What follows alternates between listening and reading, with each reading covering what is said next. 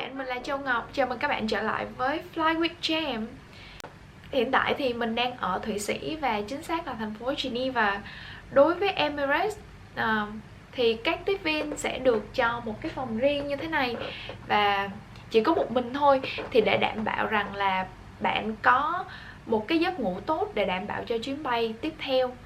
Mục đích video ngày hôm nay của mình thì như đã hứa, mình sẽ chia sẻ kinh nghiệm thi tuyển Emirates cũng như là các vòng thi tuyển của Emirates như thế nào, và mình có thể đưa ra cho các bạn là những cái tip nhỏ mà mình nghĩ là có thể giúp đỡ các bạn một phần nào đó trong cuộc thi để giúp các bạn có thể tự tin hơn nhé.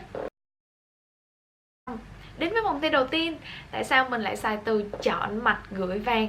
Tại vì thực sự là vòng thi này rất là ngắn. Nói chính xác là bạn chỉ cầm hồ sơ xin việc và đến trước mặt giám khảo đưa cho họ hồ sơ xin việc, và bạn có khoảng tầm 15 cho tới 30 giây để thể hiện bản thân và để cho họ thấy rằng là cái ấn tượng ban đầu của bạn quá tốt để họ có thể chọn bạn vào những vòng sau. Bởi vì nguyên tắc khi mà mình đi làm á, thì first impression là một điều là có thể thay đổi hoàn toàn chuyến bay của bạn, có thể tốt hơn hay xấu đi.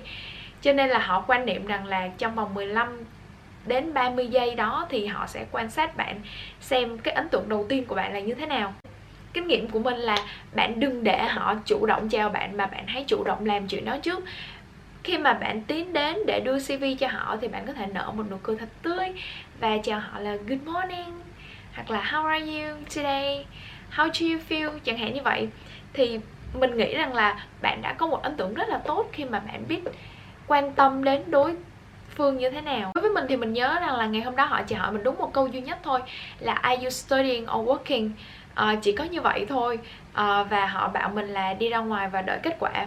Mình nhớ rằng ngày hôm đó là có khoảng 100 bạn thí sinh đi thi với Emirates. Tại vì cái thời điểm cách đây hơn 4 năm, thì nếu bạn nào có thực sự theo dõi thì họ tuyển dụng thông qua GMAT, và GMAT sẽ tổ chức những cái cuộc thi sơ tuyển và sau đó chọn ra 100 người họ cho là tốt nhất và có chất lượng nhất để đi thi chính thức với Emirates. Thì cái hình thức đó bây giờ thì các bạn có thể theo dõi là tại sao lại có những cái invitation only. Thì mình nghĩ là những cái invitation only đó là họ đã thông qua một cái công ty trung gian ở giữa nào đó, giống như GMAT ngày xưa vậy. Và đối với các bạn thì mình nghĩ là các bạn sẽ canh những cái thời điểm mà có open day để tham gia.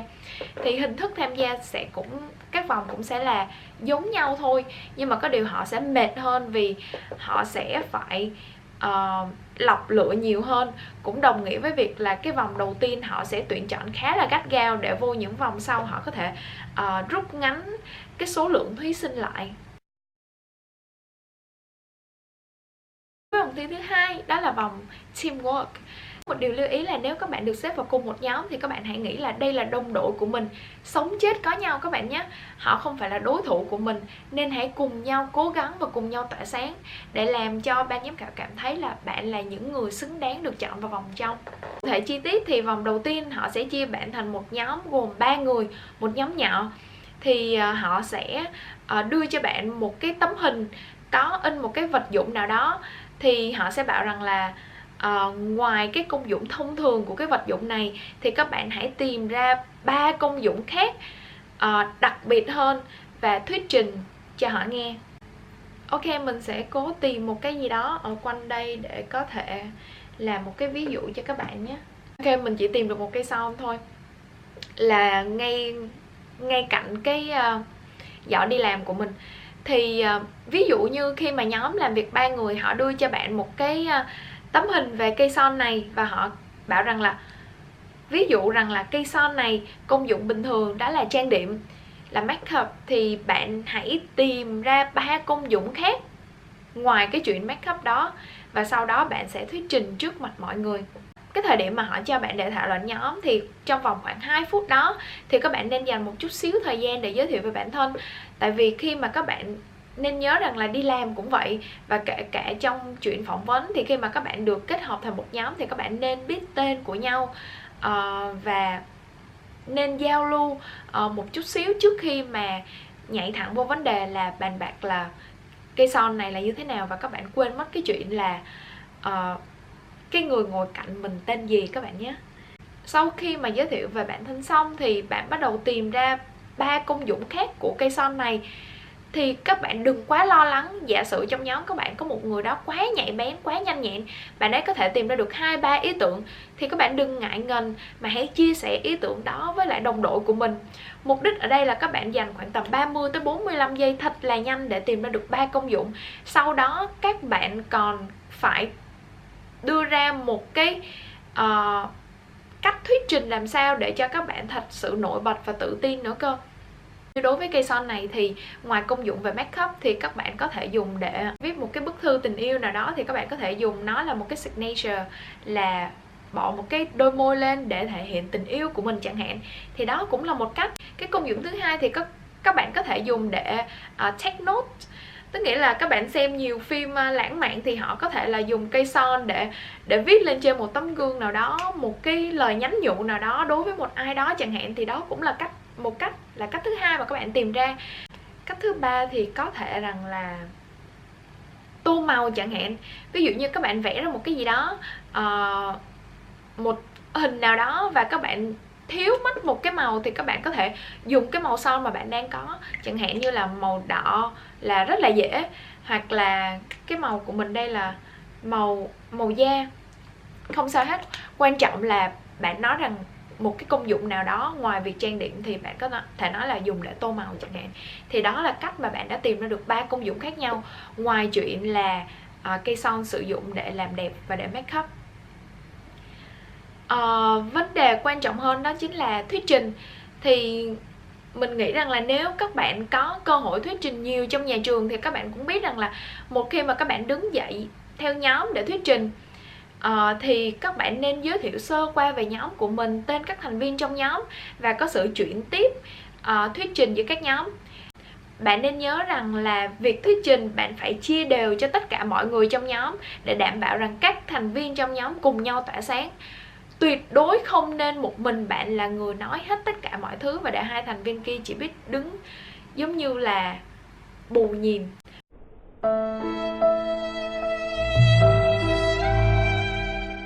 Thì chuyện đó là không thể chấp nhận được bạn nhé.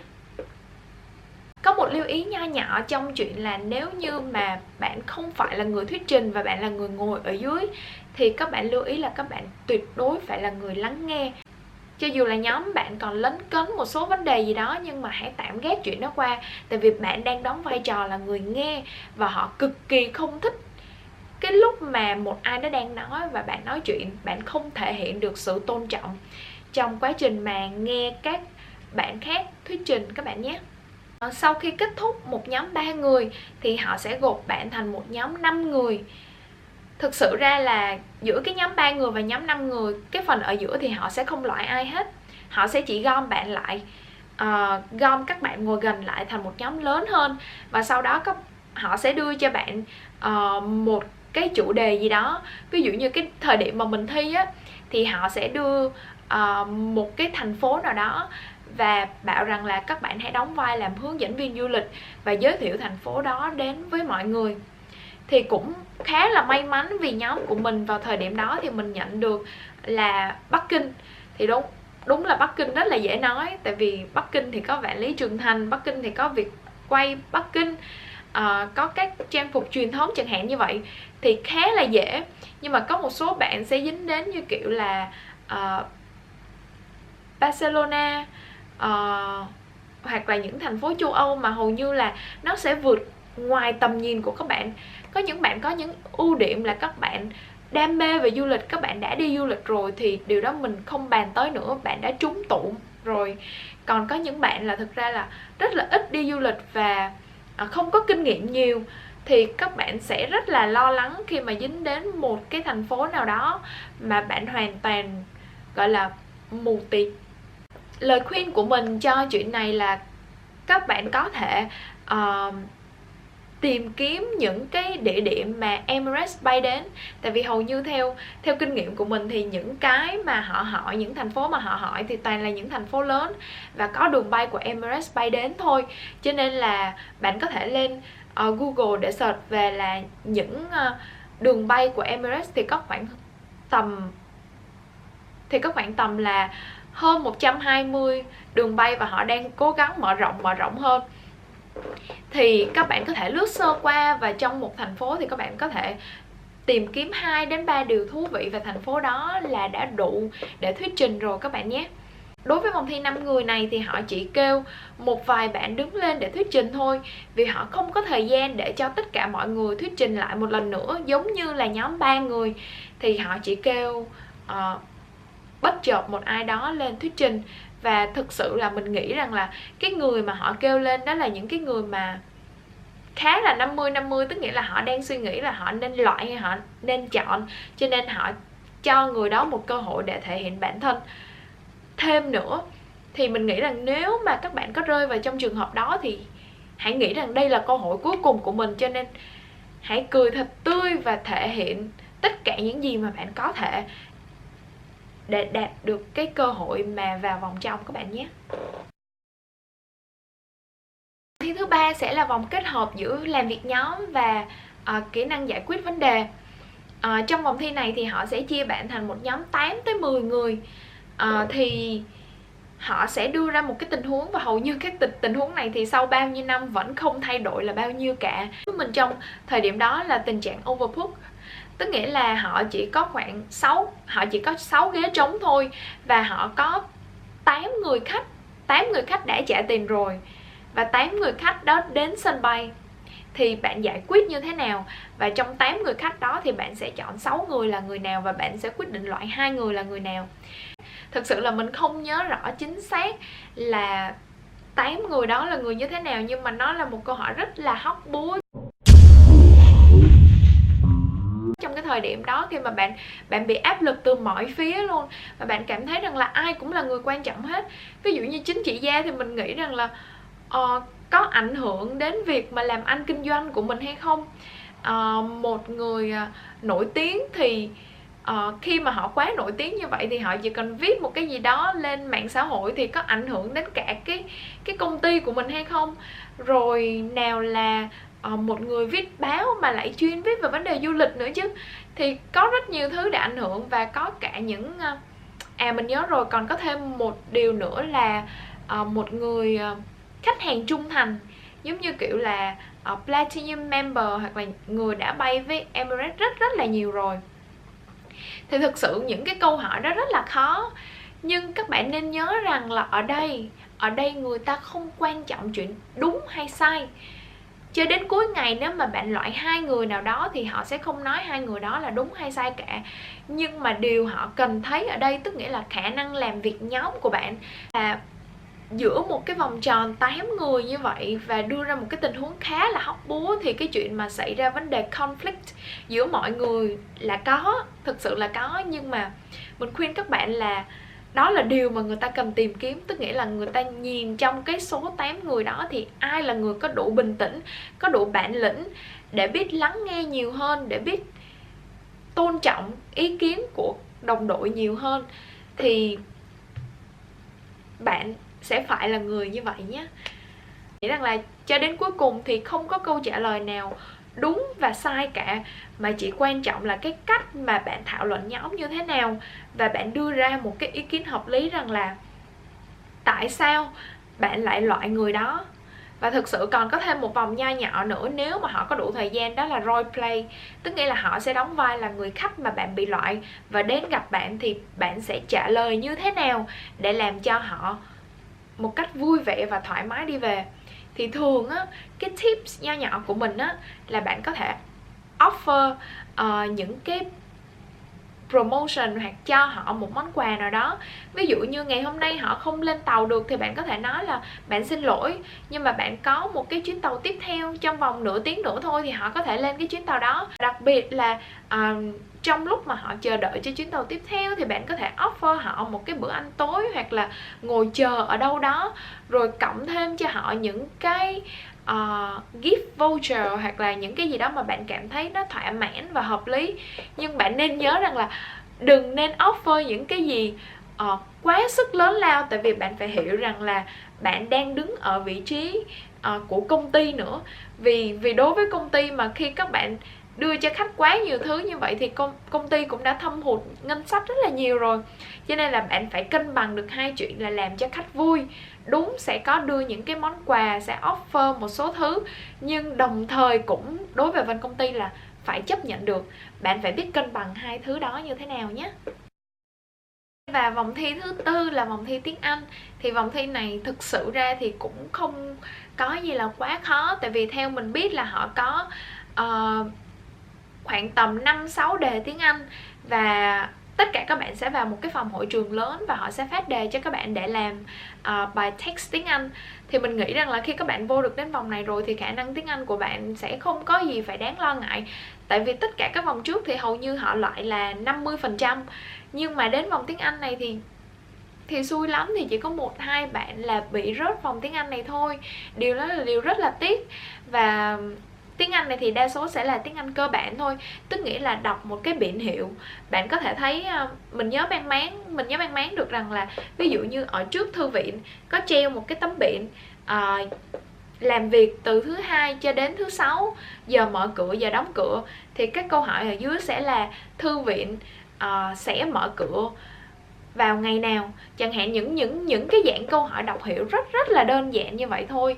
Và mình nhớ sẽ có một bài về tính từ, trạng từ, động từ, trợ động từ. Đại khái là bạn điền cái form từ ngữ cho thích hợp với cái câu đó. Thì hầu như những cái bài text như vậy á, thì trong suốt quá trình cấp 3 và đại học bạn làm rất là nhiều thực sự.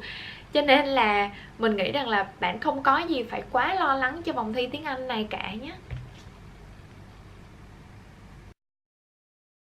Vòng thi cuối cùng là vòng Final Interview. Thì đây là vòng thi mang tính chất quyết định nhất và là vòng thi họ muốn tìm hiểu sâu hơn về bạn và bạn là người như thế nào, có phù hợp với công việc hay không. Mình biết là đây sẽ là một ngày rất là dài đối với các bạn khi mà các bạn đến những cái vòng Open Day. Tại vì thực sự khi mà mình thi á, là 100 người thôi, nhưng mà mình bắt đầu từ 8 giờ sáng và tới 7-8 giờ tối mới kết thúc. Còn đối với lại những cái vòng thi mà hàng ngàn thí sinh đến như vậy thì nó có thể lên đến kéo dài đến 2-3 ngày là chuyện bình thường. Nhưng mà mình nhớ là đến cuối ngày á, thì sau khi mà bạn biết được rằng bạn vào được Final Interview thì bạn sẽ ngồi lại và làm một số cái giấy tờ, giống như là bạn có khẳng định lại một lần nữa là bạn có hình xăm ở đâu không, có sẹo ở đâu không, và điền những cái thông tin cơ bản là bạn đang đi học, đi làm như thế nào. Và đó cũng là lúc mà họ thực sự lấy CV của bạn để hỏi những cái câu hỏi trong vòng interview vào ngày hôm sau. Có một cái nhỏ đáng lưu ý là sau khi mà bạn về nhà để chờ đến ngày hôm sau để thi Final Interview thì bạn sẽ có một cái bài trắc nghiệm nho nhỏ ở trên máy tính. Họ sẽ đưa cho bạn một cái đường link, bạn sẽ đăng nhập bằng email của bạn và sau đó bạn về bạn làm những cái câu hỏi trắc nghiệm. Thì thực sự ra là bạn đừng quá lo lắng về những câu hỏi đó, tại vì những câu hỏi đó thì nó thể hiện tính cách là chủ yếu. Mình biết những cái bài text như vậy thì thường là về những cái công ty lớn họ sẽ có là về những cái tâm lý, sự việc, giải quyết tình huống, để từ đó đưa ra được tính cách của bạn là người như thế nào. Nhưng mà mình nghĩ là khi mà bạn đã vào được tới cái vòng trong này rồi á, thì 99% là bạn đã phù hợp với nghề rồi. Cho nên bạn cứ yên tâm, tự tin, làm đúng những gì thể hiện được tính cách của bạn một cách thực tế nhất nhé. Và đối với vòng Final Interview này thì bạn sẽ được phỏng vấn 1-1. Tức nghĩa là sẽ có một interviewer người nước ngoài phỏng vấn bạn và bạn có khoảng tầm 30 phút để trả lời tất cả những câu hỏi của họ. Nhớ được một câu mà họ hỏi mình rằng là hãy nói về một lần khách hàng phàn nàn về bạn và bạn giải quyết tình huống đó như thế nào.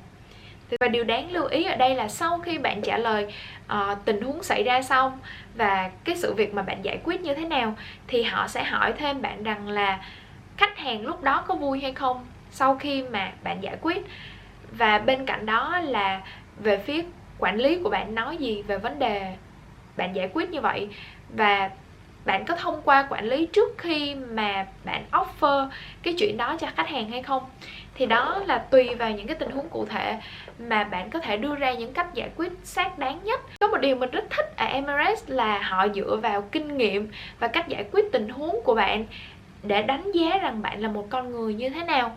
Tại vì thực sự là có một số hãng hàng không hoặc là đơn thuần là những công ty thông thường, khi họ tuyển dụng thì họ sẽ hỏi những câu đơn thuần là tại sao bạn lại chọn công ty của tôi, bạn hãy nói cho tôi biết là tại sao tôi phải chọn bạn. Thì thường những cái đó nó sẽ không đánh vào cái phần thực tế nhiều. Tại vì như các bạn đã biết là các bạn có thể tự nghĩ ra mình là một người hoàn hảo, có tính cách phù hợp với công việc mà bạn đang ứng tuyển. Nhưng với Emirates thì khác. Họ không hỏi bạn những câu hỏi quá là mơ hồ như vậy. Và thực sự là những câu hỏi như vậy thì không khẳng định được chuyện là có đúng trên thực tế hay không, mà họ sẽ dựa vào những cái kinh nghiệm, cách giải quyết tình huống của bạn và họ sẽ tự đánh giá bạn là người như thế nào. Đó là 5 vòng thi cơ bản khi mà mình thi tuyển cho Emirates. Nếu các bạn có bất kỳ thắc mắc gì về từng vòng thi, các bạn có thể comment ở dưới để mình biết rằng là mình nên đi kỹ thêm ở phần nào đó để có thể giúp cho các bạn hiểu rõ hơn về các vòng thi. Và đơn giản là như ngày hôm nay thì các bạn đã biết sơ qua về format thi tuyển của Emirates trong bao nhiêu năm, thì chỉ có một format đó thôi, nên các bạn cứ yên tâm là các bạn đã biết được 70 đến 80% bạn phải đối mặt với những vòng thi như thế nào. Điều quan trọng nhất đó là thần thái các bạn ạ. Cho nên là mình nghĩ rằng là các bạn không nên tự tạo áp lực cho mình quá cao. Hãy nghĩ rằng là những cái lần mà các bạn đi phỏng vấn, những cái lần mà các bạn tham gia thi tuyển thì đều là một lần các bạn học hỏi được một kinh nghiệm nào đó và là một trải nghiệm trong cuộc sống, đúng không nào? Cho nên là hãy giữ thần thái thật là ổn định, hãy luôn tươi cười rạng rỡ và làm cho họ biết rằng là bạn là một người đáng để được chọn. Một lần nữa mình là Châu Ngọc, cảm ơn các bạn đã theo dõi kênh YouTube Fly with Jam của mình. Nếu các bạn thấy video này là hữu ích thì hãy nhấn cho mình một nút like, hoặc có thể chia sẻ nhiều hơn để video này có thể đến rộng rãi với các bạn có niềm đam mê trở thành tiếp viên hàng không nhé. Và đừng quên nhấn nút subscribe cho mình để có thể theo dõi những video tiếp theo. Và có một điều quan trọng hơn hết là hãy đóng góp ý kiến cho mình ở phần comment ở phía dưới để mình biết được rằng là mình phải trau chuốt như thế nào, chỉnh sửa như thế nào để làm cho những cái nội dung tiếp theo trở nên hữu ích hơn. Và bây giờ thì mình phải đi kiếm cái gì để ăn thôi, vì cũng khá là đói rồi. Cũng là 12 giờ trưa ở bên Thụy Sĩ rồi. Cho nên là hẹn gặp lại các bạn trong những video sắp tới. Xin tạm biệt.